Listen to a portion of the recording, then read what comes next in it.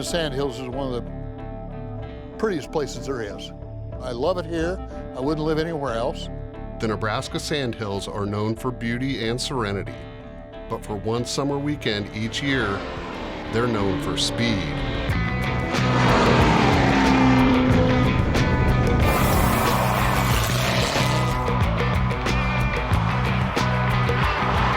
Well, the Sandhills Open Road Challenge is what we call an open road race, 29 miles up to close to Highway 2, 26 miles back. Unfortunately, right now is a pretty rough road. The faster you go, the smoother it is. It's a rush, as far as I'm concerned, always has been. Joe Chown grew up in the Sandhills. All these years later, he's still here. He combined his love of place with a dream to start an open road race in Nebraska, working to make it a reality.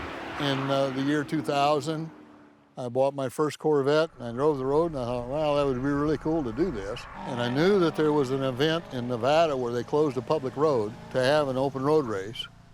And so I thought, well, if they can do it in Nevada, maybe we can do it in Nebraska. And luckily, there were enough people that helped me and glommed onto the idea and supported it, and we got it done. With 34 cars the first year, the event now sells out each year at 140 entries. I think probably we've had at least 40 states over the years represented, and Canada. Typically, it's someone who has a car that they want to get out and be able to drive the car without worrying about being apprehended by the constabulary. My friend saw the loop-to-loop online, and he entered it, and then his navigator backed out at the last minute. So I was at work with him. He said, I'm going to this race this weekend. I need a navigator. You seem to like doing silly things. You want to come with me? And I said, yeah, sure. I was hooked pretty much after one time on the loop-to-loop. We had a 49 Cadillac one year, and to McLarens, to Ferraris, Lamborghinis, lots of Corvettes, Mustangs, Camaros. As long as it meets the safety qualifications, they're good to go. It is a timed event, and it is not a wheel-to-wheel race. So you select a time bracket to be in. Let's say you enter the 110-mile-an-hour class.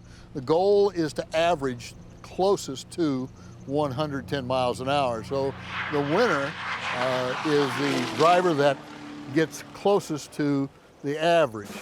The festivities start Thursday with a loop-to-loop race. This is a 21-mile open road course that goes from Halsey to Purdom. Friday is a mile-and-half-mile shootout, followed by a parade and car show. The weekend wraps up Saturday with the 55-mile Sandhills Open Road Challenge.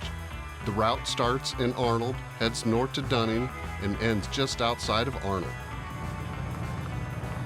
There are only 4 drivers who have been a part of the race every year since it started in 2001. One is Joe, another is Lyle Eckberg. Lyle Eckberg, what a guy. Lyle's terrific, good guy. Lyle was one of the first people to sign up for the SRC. He and his boy, Nick was, I think, 17, 18 at the time, and they have a 1965 Corvette, and it has been a father-son project. And they show up faithfully every year, and it is by far the loudest car that's ever been here. He fires that thing up, you can hear it in Dunning, I think.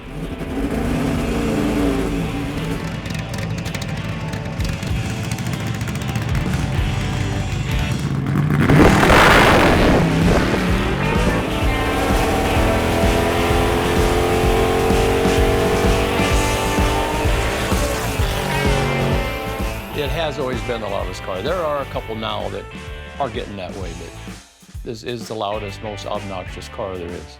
Weeks before the challenge, the Eckbergs spend time getting this car ready.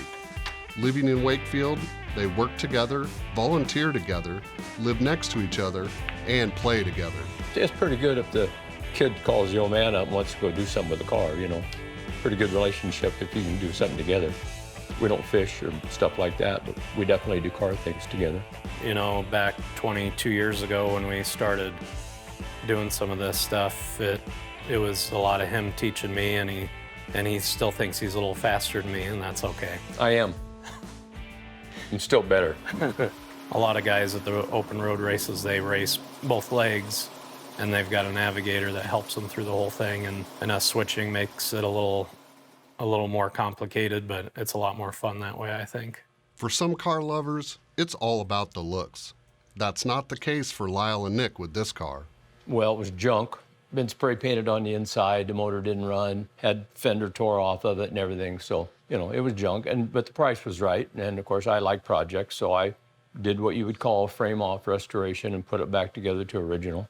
Over the years, him and I were having more fun going to races and car shows. So eventually, we just started stripping off all the creature comforts and making it more into a race car, and that's all it is now. It's not very fun to go a 10-mile cruise in it anymore, but to go racing, that's where it's at now. Well, some of my purist Corvette buddies weren't very happy with me because I took a desirable car and turned it into a race car. But Nick's comment is, leave it as a race car.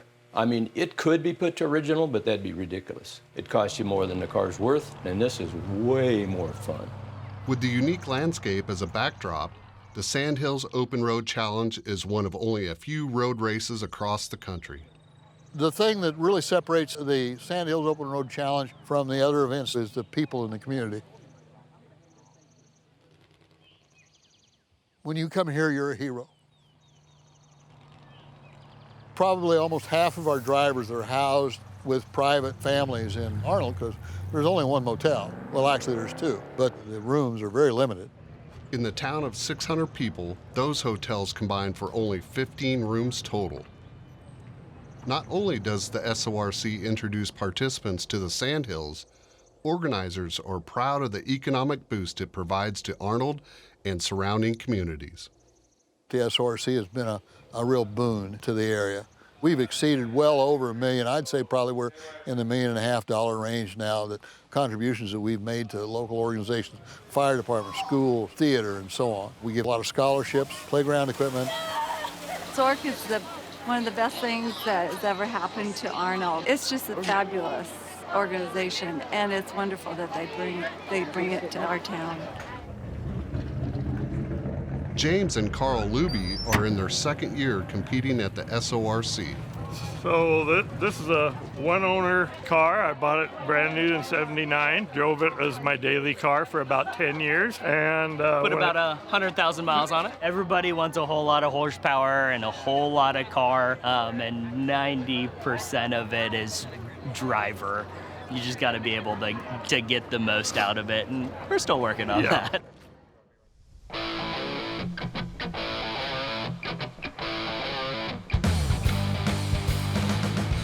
Mother-daughter team Mariah and Terry Schneider enjoy carrying on the tradition started by their late father and husband, Fred. Well, what we are doing here today is we are going to do some racing.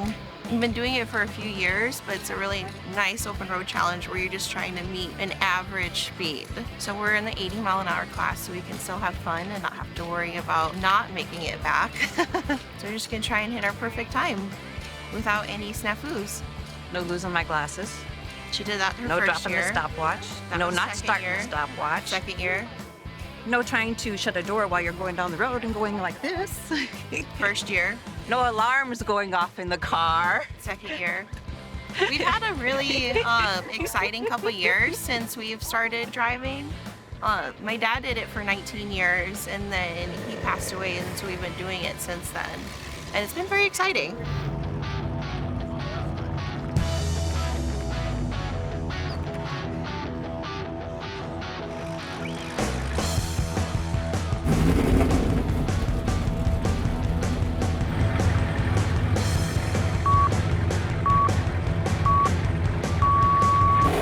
This is Nick Eckberg and Lyle Eckberg. Yeah, they're from Wakefield, Nebraska. 22nd year, and every year they've been in that blue Corvette. We had to be a little nicer to the car this year. Our rear end's got a couple issues, so we had to take it a little easier than we normally do. It's going clunk, clunk, clunk. But we made it, so I know a guy that can fix it. That's me, of course. It's always good when you can drive the car to the trailer when you're done. Fuel pump went out, so we got off the start line into second gear, and then we kind of just lost all our power.